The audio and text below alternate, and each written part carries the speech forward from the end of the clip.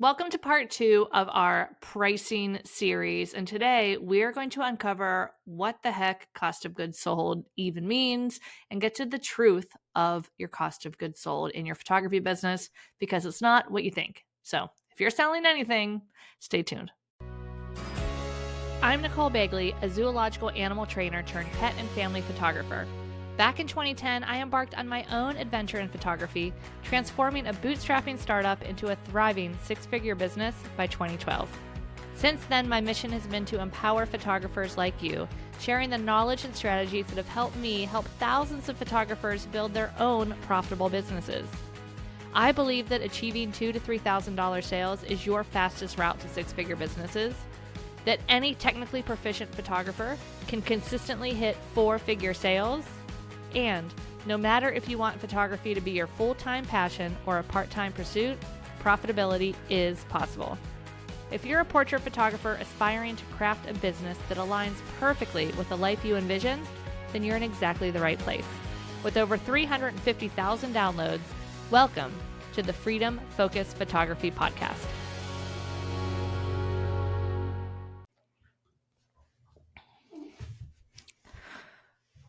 Hey everybody, welcome back to the Freedom Focus Photography Podcast. I'm your host, Nicole Begley, and today we are talking about cost of goods sold. It is a four-letter word in the photography industry, and I want to shed some light on it and make it not so scary and help you understand what you need to do to price products that you are selling profitably so that you can make money in your business. Now you might be wondering what regular financial goals are in a profitable photography business. Now, the PPA, which is the Professional Photographers of America, does a financial benchmark survey every few years, and they look for what numbers you need to have in your cost of goods sold, your general expenses, and your bottom line profit, and really kind of your sales volume target in order to reach the kind of sweet spot and most profitability in your photography business.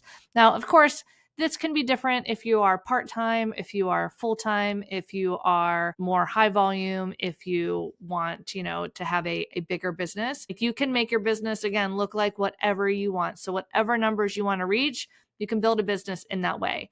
This is just kind of their recommendation for the amount of revenue you need to kind of have a full-time business in this industry.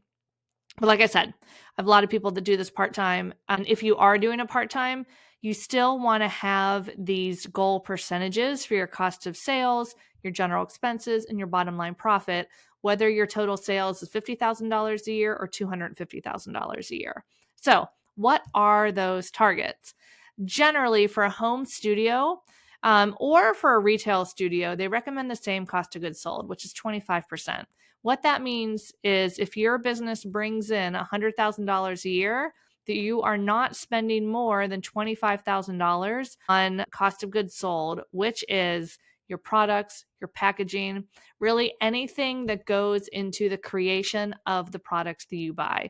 Your cost of goods sold are expenses you have because you have a client. So something like your computer, software, things like that, those go under your general expenses because whether you have one client, 5 clients, 10 clients, no clients, you're still going to have those expenses. Whereas cost of goods sold are your lab costs, your packaging cost, or if you use any sort of outsourcing or hire an editor or something like that, you're only having those expenses when you have a sale. So those are your cost of goods sold. 25% is the goal that they want you to stay at the max. So under 25%. Now, this is an average. So that does mean that sometimes things can be outside of that a little bit. Maybe one session you have a 30% cost of goods sold, but another session you have a 15% cost of goods sold. I do recommend every single session that you figure out what your cost of goods sold for that session is so you can make sure you're kind of staying somewhere near this recommended target. And truly, every single session, I recommend doing that. And then you can keep an average of what your cost of goods sold is throughout the year. So, like I said, part-time, full-time, you're going to want to stay below 25% cost of sales. The general expenses line is a little bit different based on if you have a retail studio or if you have a home-based studio. And when I say home-based studio, I don't mean that you're shooting studio stuff in your home. It could be, but it could also mean that you shoot on location and you just work out of your home. So home studio means you are not paying rent for a studio location, where a retail studio means you're paying rent somewhere to have an office, a studio, something like that. So for a home-based studio, they recommend 30% for your general expenses. Those are things like education, computer, software, insurance, all of those expenses that whether you have no clients, 5 clients, 10 clients, 100 clients, they're going to be the same. If you have a retail studio, that figure is 40% general expenses. Why is it higher? Well, because you have rent. So your expenses are going to be a little bit higher. So that leaves our bottom line profit. For a home-based studio, we want you to have at least a 45% profit margin in your total sales. So if you have $100,000 in sales, we want you to have $45,000 in sales or in profit at the end of the year. And if you have a retail studio, that drops down to 35% bottom line profit because, again, remember those general expenses were a little bit higher than your home studio. So because of that, there are different sales volume targets. As a general rule, most people aim, if you want to do this full time, for about $125,000 volume target in order to reach kind of the general rules. Does that mean you have to get to that point? No, it does not. You can have a business that has $40,000 in sales that you're using to have just kind of part-time to fund a really amazing vacation or two a year. You could have that as a part-time business because you maybe retired from your full-time job, but you still want to do something for yourself and bring in a little bit of extra income. Are you doing this full-time and you're like, no, 125,000 total sales is not enough to reach my revenue goals. I want 200,000. All right, let's go. So just knowing these numbers is important so you can plan accordingly with what you want your higher number revenue to be or what you want your sales volume target to be. Does that make sense? So let me go over this one more time, just all together. Home studio, meaning you're not paying rent anywhere. Whether you're shooting on location or shooting in your home and studio, these are your goals.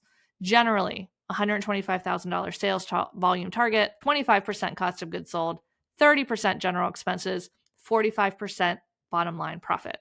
If you have a retail studio space, recommended sales volume target is $225,000, 25% cost of goods sold, 40% general expenses, and 35% bottom line profit. Now, if your head is spinning a little bit with all these numbers, don't worry, I got your back. Have no fear. I do have a special tool that I have a coupon code, so it'll always be free for you, my favorite podcast listeners. And you can go in there and kind of work these numbers out without having to do any math to figure out what you want your average session target sale to be. So what you need to make per session based on the revenue you want to get out of your business, how much you want to work in your business, how many clients you want to serve, just all of those different things come together because, like I said, every single business is different and it's okay. And we can make this profitable no matter how you want it to fit into your life. But we do need to make sure that we look at the numbers so we know what our goal is to make it hit those goals to help support the life that we want to live and have this business help support that. If you go to freedomfocusformula.com/target, then it will take you to that page. And as a podcast listener, if you just put in the coupon code podcast, you can always get it for free. Okay, now that we know those general numbers, I want to help you figure out what the heck we should start pricing our work at. So we had that reminder of a 25% general cost of goods sold. So when you're doing a piece of artwork, it generally is pretty easy to do a 4 times price of that artwork. So if you're selling artwork that costs you $250, you're likely going to want to sell that for around $1,000. Now, albums, though, I like to price those at about 10 times the cost. So if you are selling an album that costs you about $200 in your cost of goods sold, you're going to sell it for about $2,000. Now, Nicole, why such a difference? Well, the reason is because in the album, you have a lot more time, you're editing a lot more images, you're designing the album, and your client's getting a lot more images for that price. Whereas the artwork, you have one image to edit and they're getting one image. So the time involved in that final artwork piece is not nearly as involved as the time involved in an album. So one of the biggest mistakes that I see people making is that they are selling their albums at 4 times the cost of goods sold. The other thing that I see a huge mistake is they're selling their prints at 4 times cost of goods sold, thinking that an $8 print they should sell for, $32 because that's 4 times the cost of goods sold. But you're neglecting to factor in your time. The reason that we don't always need to include it in the art piece is because there's enough profit on that art piece because it is such a higher priced piece that your time is generally going to be compensated more in there. Now, we're going to dig into this a little bit more, but I just wanted to share with you kind of those general rules. 4 times artwork, 10 times album, prints and digital files are a whole nother animal that we're going to be talking about in another episode of getting even deeper into that. So let's start to dig into the cost of goods sold for prints and why an 8x10 does not actually cost $3 or $8 or $10 if you have it mounted. Because the real price of an 8x10 needs to include all of the time that we are spending with our client. So you're shooting the session, that might take an hour. You're importing and backing up the files, that might take 10 minutes. You're preparing 40 images for review, maybe 60 to 90 minutes. You're holding a sales session, that's an hour. You're retouching the image, 10 minutes. You're ordering it from the lab, 10 minutes.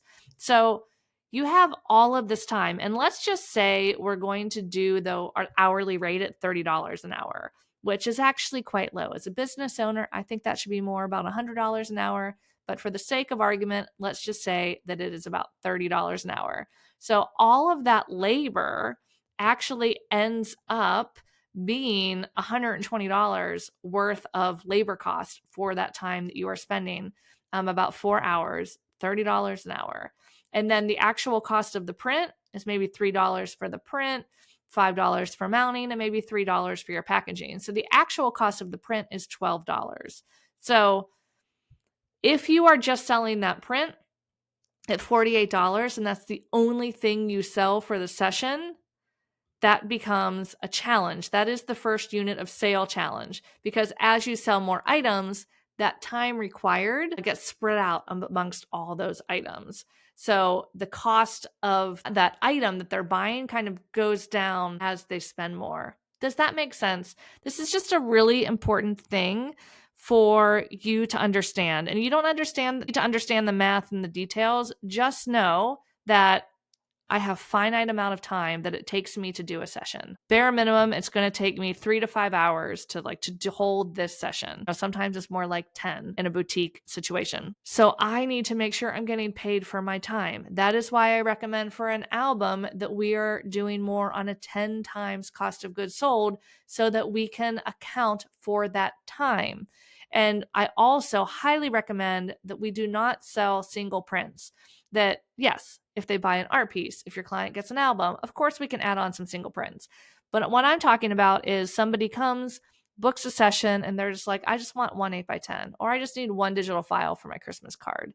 That becomes really, really hard to be able to actually make your business profitable, because you would have to be selling those things for about $500 each, bare minimum, not to be losing money on your session because of the amount of time you put into that session. So what should you do? Well, here's a couple strategies for you. We can bundle your prints. You can sell the mounted prints only. You can price 8x10s and smaller the same. You can protect your sale and price a la carte prints higher. You can offer discounted prints only after other purchases. So that's just a couple things that you can do to help keep that in check. So your homework from listening to this session is to go and check out your last couple sales if you don't already track your cost of goods sold, and see what your cost of goods sold was for those sessions. And if it's about 25% or less, you are looking good. If it's more than that, well, we might want to take a look at our pricing and see how we can lower that a little bit. We're going to talk next session a little bit about the art of pricing, of how we can kind of finagle that, get our cost of goods lower. We'll talk about the elephant in the room, which is how the heck do you price our digital files? So stay tuned for that. But in the meantime, also run over to freedomfocusformula.com/target and get access to our session profit planner. Don't forget to use the coupon code podcast if you want to get it free as a podcast listener. I would also love if you want to shoot me a DM on Instagram at Nicole Begley Official and let me know. Let me know what your cost of goods sold is. Let me know what your session profit planner, what your target sale per client is. I would love to know, and I would love to know if this episode helps you. So go do your homework. Talk to you soon.